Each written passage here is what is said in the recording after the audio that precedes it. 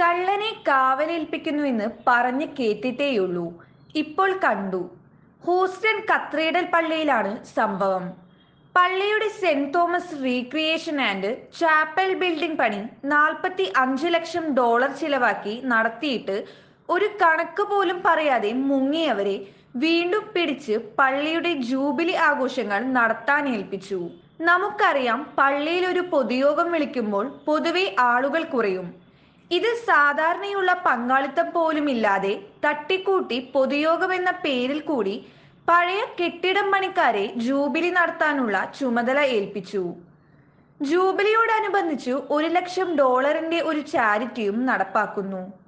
അതിനായി പിരിവും തുടങ്ങി. ഇനി ഈ 1 ലക്ഷം ഡോളർ ആർക്കൊക്കെ കൊടുക്കുമെന്ന് കണ്ടറിയണം. നമ്മുടെ നാട്ടിലെ പോലെ ആളുകൾ സഹായം വാങ്ങിക്കാൻ ജൂബിലി സമ്മേളനത്തിലൊന്നും വന്ന് ക്യൂ നിൽക്കില്ല. അവർക്കങ്ങോട്ട് കൊണ്ടുപോയി കൊടുക്കണം. ഒന്നും രണ്ടുമല്ല, 1 ലക്ഷം ഡോളർ അല്ലേ. ഏതെങ്കിലുമൊക്കെ മെക്സിക്കന്റെ പേരും എഴുതി വെച്ച് കൊടുത്തതെന്ന് പറഞ്ഞാൽ ആരാ തിരക്കാൻ പോകുന്നേ? തിരക്കി നടക്കാൻ ആർക്കാ സമയം? Saint Thomas recreation and chapel building പണി തന്നെ വിവാദമായിരുന്നു. പൊതുയോഗത്തിൽ ഒരു കണക്കും അവതരിപ്പിച്ചിട്ടില്ല. കണക്ക് പാസാക്കിയിട്ടില്ല. പരാതികൾ വന്നപ്പോൾ അക്കൗണ്ട് നോക്കാൻ പരിചയമില്ലാത്തവരെ ഉൾപ്പെടുത്തി ഒരു കമ്മീഷനെ അന്നത്തെ ഭദ്രാസന ചുമതലയുണ്ടായിരുന്ന അപ്രേം തിരുമേനി നിയമിച്ചു. ആ കമ്മീഷൻ നൽകിയ റിപ്പോർട്ട് അവ്യക്തമായിരുന്നു. ഒരു 5ാം ക്ലാസ് വിദ്യാർത്ഥിക്ക് പോലും ഈ കമ്മിറ്റിയേക്കാൾ മികച്ച റിപ്പോർട്ട് നൽകാൻ കഴിയും. ചാർട്ടേഡ് അക്കൗണ്ടന്റുമാരും ബാങ്കിംഗ് വിദഗ്ധരും അടങ്ങുന്ന ഒരു വിദഗ്ധ സമിതിയെ നിയോഗിക്കുമെന്നായിരുന്നു അപ്രേം തിരുമേനി പറഞ്ഞിരുന്നത്. കമ്മീഷൻ വന്നപ്പോൾ കണക്കെന്താണെന്നറിയാത്ത ആളുകളുടെ കൂട്ടവും. അത് അട്ടിമറിച്ചത് കൺസ്ട്രക്ഷൻ കമ്മിറ്റിക്കാരാണ്. അവരുടെ ഏറാൻ മൂളികളാണ് കമ്മീഷനായി വന്നത്.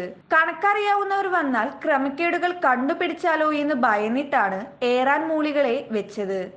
അപ്രേം തിരുമേനിക്ക് കനമുള്ള കവർ കിട്ടിയപ്പോൾ പരാതിക്കാരെ അറിയിക്കാതെ തന്നെ എല്ലാ പ്രശ്നങ്ങളും അവസാനിപ്പിച്ചതായി പ്രഖ്യാപിക്കുകയും ചെയ്തു. മാത്രമല്ല, കമ്മീഷൻ റിപ്പോർട്ട് തനിക്ക് ബോധ്യപ്പെട്ടതായി പള്ളിയിൽ കൽപ്പനയും അയച്ചെല്ലാം കോംപ്ലിമെന്റ്സ് ആക്കി.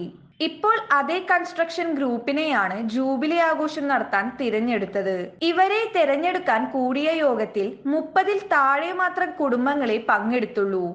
മുൻപ് അപ്രേം തിരുമേനിയുടെ ആ നടപടിയിൽ പ്രതിഷേധിച്ചു ഭൂരിപക്ഷം ഇടവകക്കാരും പൊതുയോഗത്തിൽ ഇരിക്കാറില്ല.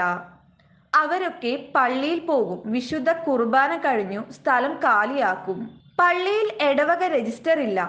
ഈ ജൂബിലി കമ്മിറ്റി അംഗങ്ങളിൽ വീണ്ടും വിവാഹം കഴിച്ച ദമ്പതികൾ ഉൾപ്പെടുന്നു.